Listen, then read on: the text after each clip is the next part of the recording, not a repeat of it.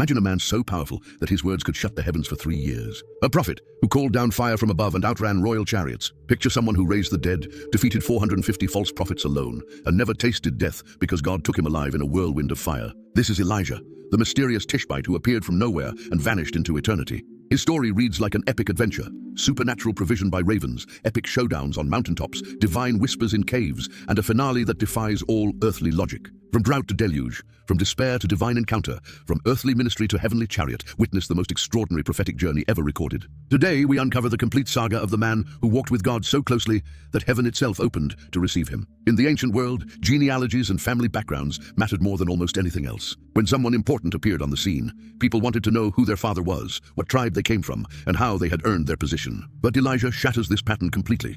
The Bible introduces him in 1 Kings 17:1 with the simplest of descriptions.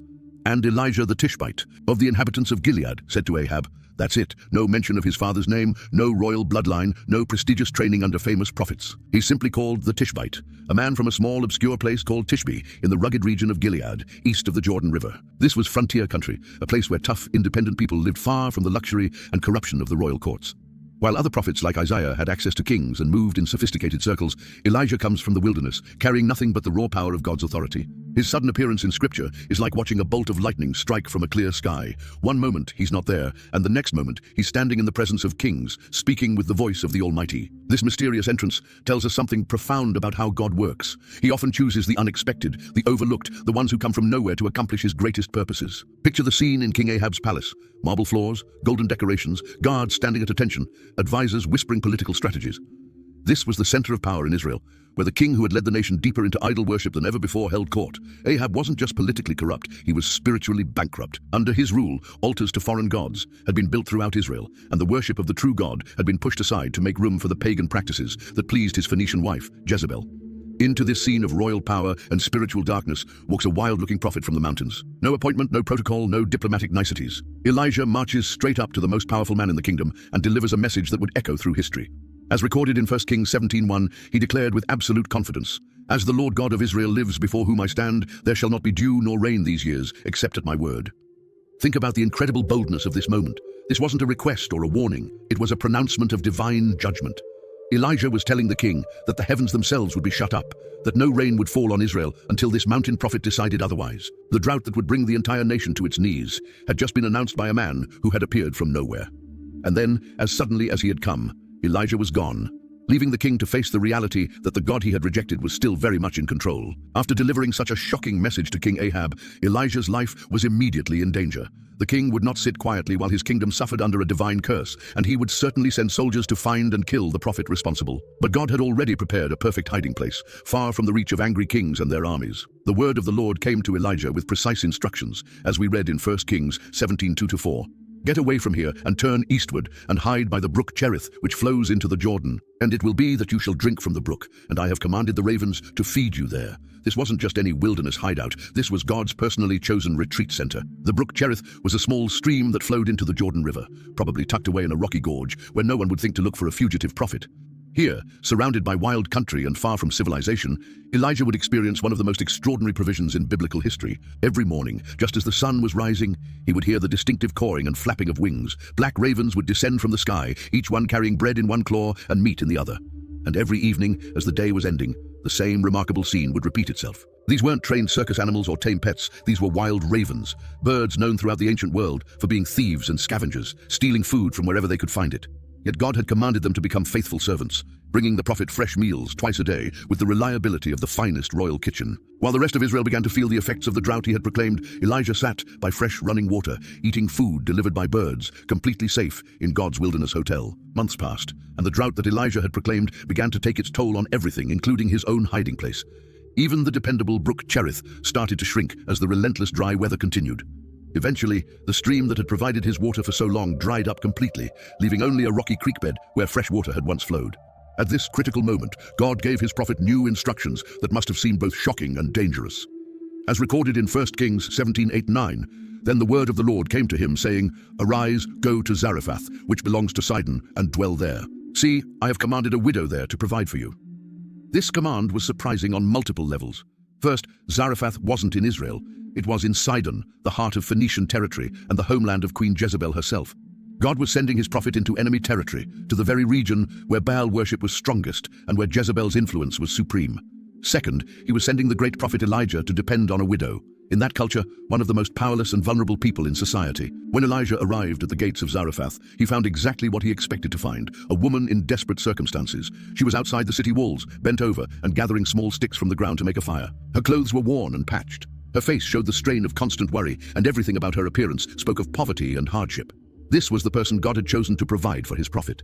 When Elijah called out to her, first asking for water and then for bread, her response revealed just how desperate her situation had become. This wasn't polite refusal or false modesty. This woman was literally at the end of her rope, preparing for what she believed would be her final meal on earth.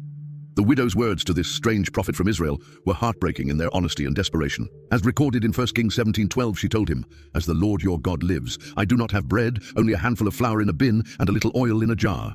And see, I am gathering a couple of sticks that I may go in and prepare it for myself and my son, that we may eat it and die." She wasn't exaggerating or being dramatic. She was describing the literal reality of her situation. She had reached the bottom of her flour bin and found only enough for one small cake.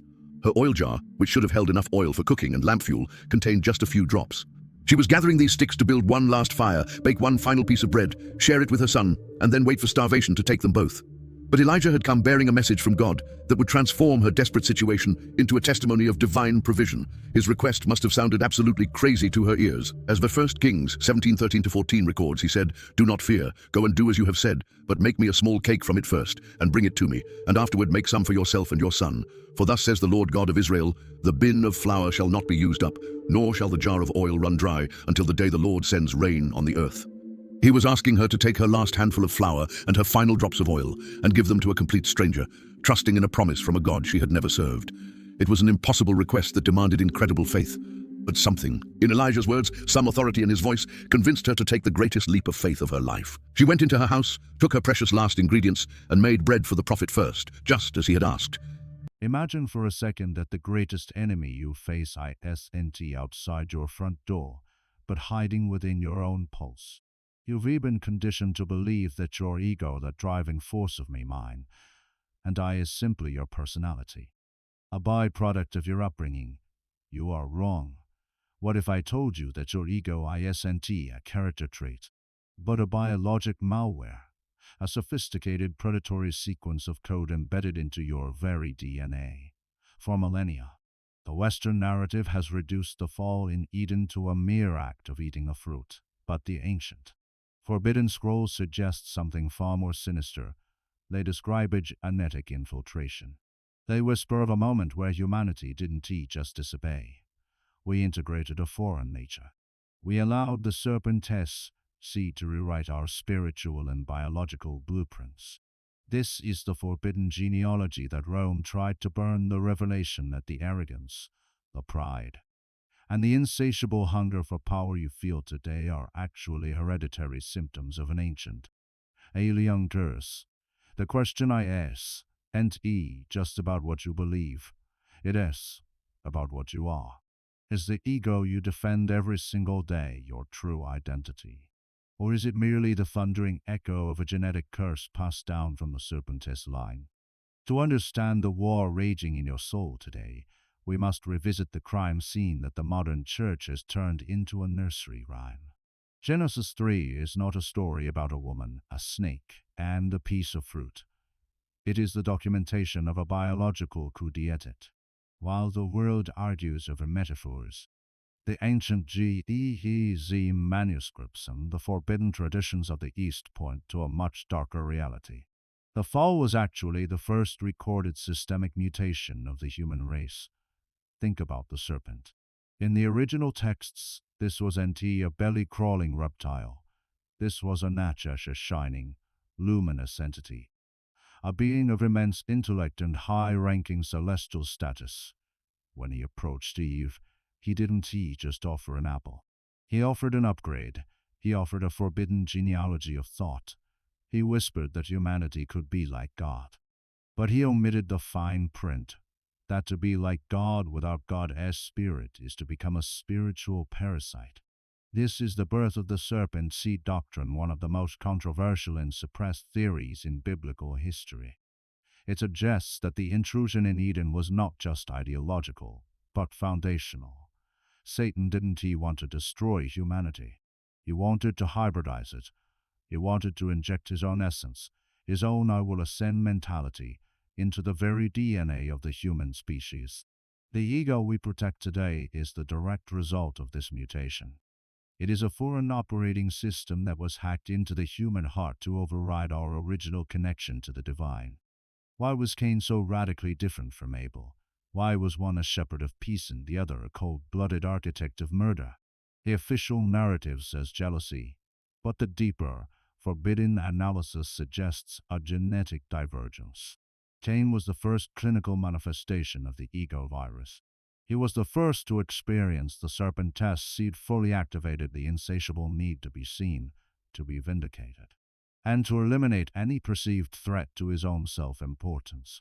When Cain looked at Abel, he didn't see a brother. He saw a rival to his throne.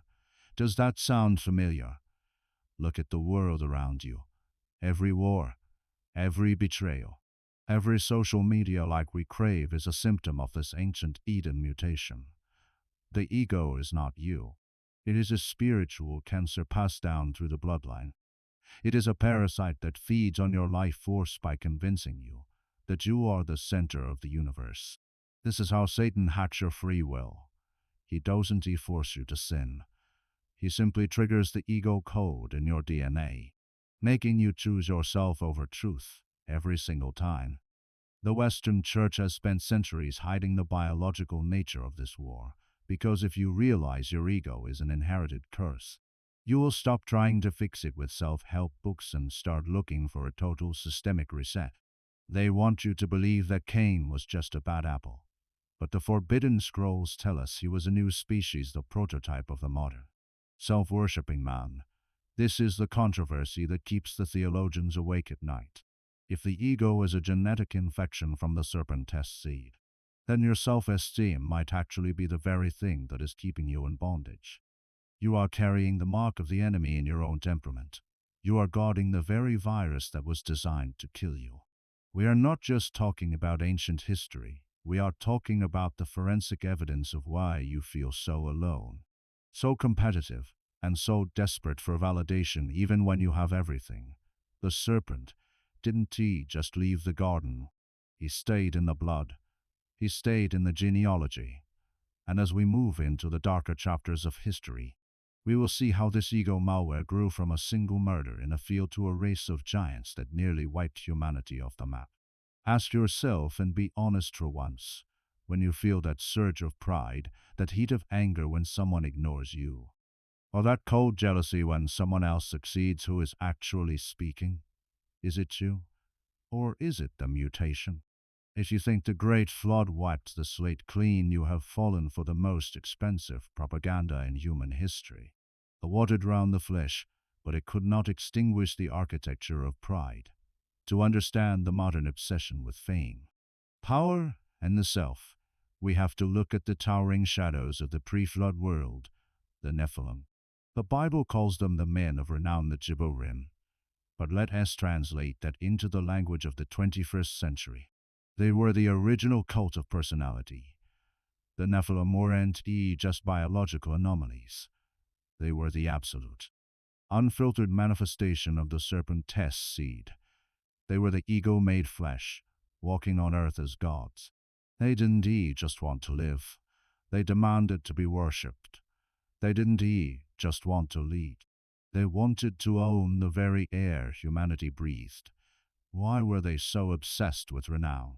Because the ego malware we discussed in part 2 reaches its terminal stage in the Nephilim. When the fallen watchers merged their celestial essence with human DNA, they didn't just create physical giants. They created psychological monsters. They birthed a consciousness that was incapable of humility. The Nephilim were the first entities to believe their own hype beings who looked at the Creator and said, "I am the upgrade. Now here is the deep twist that will make your blood run cold." You've been taught that the flood was about wickedness. No, it was a sanitary necessity.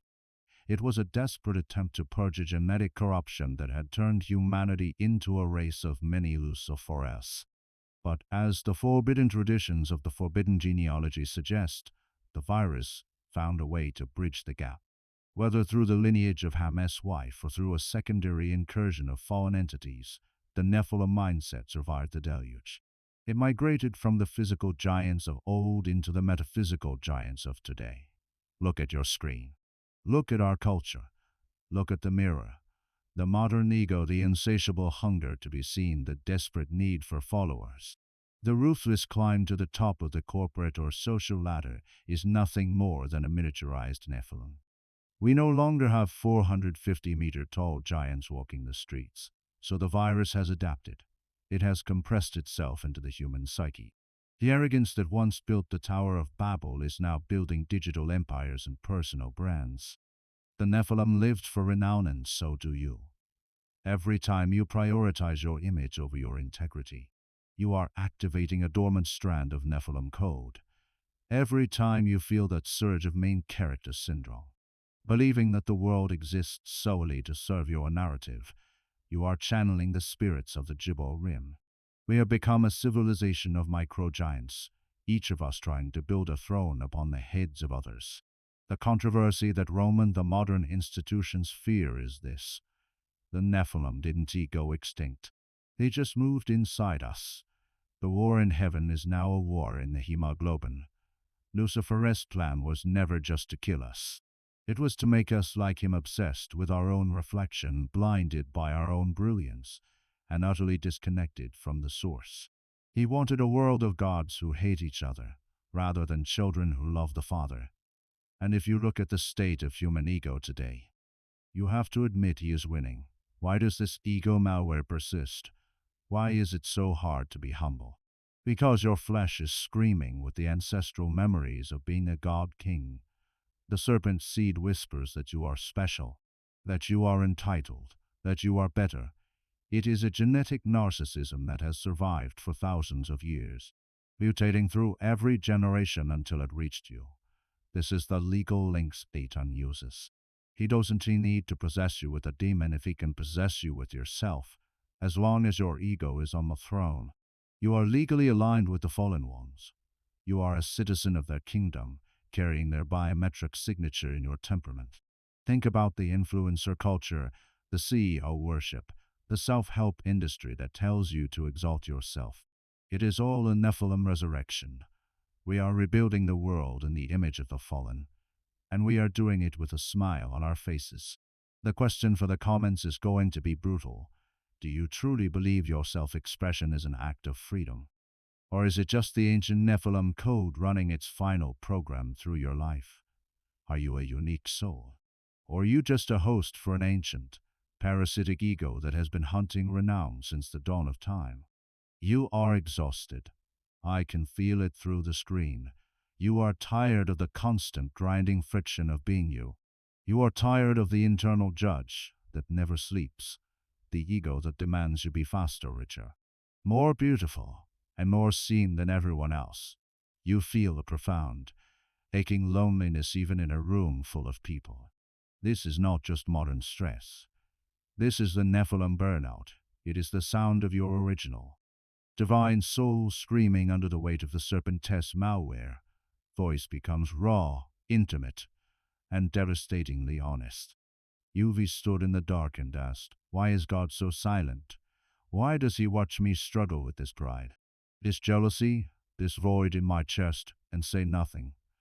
You think his silence is a sign of abandonment. You couldn't be more wrong. That silence is the clinical sterilization of your soul. God is silent because he is letting the Nephilim virus starve. Every moment you sit in the pain of your own ego and refuse to feed it, every time you feel the sting of being ignored and you don't fight back, that is the systemic purge. God is not ignoring you. He is performing a controlled burn of the serpentess seed within your bloodline. He is snatching your soul out of the fire by letting the fire consume everything that I sent truly you are. You are not alone in this war against yourself. You are part of a hidden remnant of souls who are realizing that the ego is a foreign occupier. The struggle you feel is the proof that the forbidden genealogy has won yet. If you were fully serpent seed, you wouldn't feel the pain, you wouldn't feel the guilt. The fact that it hurts to be arrogant is the evidence that your original blueprint is still trying to fight back. How do you win? How do you delete a curse that has been running through your ancestry for thousands of years? You cannot fix a genetic curse with more ego. You cannot self-help your way out of a Nephilim inheritance. There is only one way to overwrite the malware. It is the most dangerous, most radical, and most controversial hack in the universe. Absolute humility. Humility is not thinking less of yourself. It is the total, violent deletion of the self-importance protocol. It is the miracle code that causes the serpent's seed to wither and die, when you choose to be nothing so that the truth can be everything. You are performing a biological overwrite. You are replacing the I will ascend code of Lucifer with the not my will. But yours code of the Messiah. This is the only way to break the genealogy. This is how you become a new creation, not as a religious cliché, but as a genetic reality. The world will tell you this is weakness.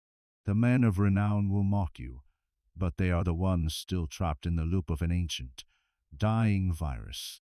To be humble is to become unpossessed, able by the enemy. If there is no ego for him to hook into, he has no legal standing in your life. I am leaving you with a choice that will echo through your bloodline for generations. Will you continue to guard the serpent's seed? Will you keep building a throne for an ego that is destined for the fire? Or are you ready to surrender the self to save the soul? Go to the comments right now. No more likes, no more seeking renown. If you are ready to initiate the reset, type, "The ego dies today. Start the overwrite. Snatch your soul from the fire." Because the war for your genealogy is reaching its final hour, and only the broken will be made whole. I am a witness to the truth that was hidden, and I promise you, the silence is almost over.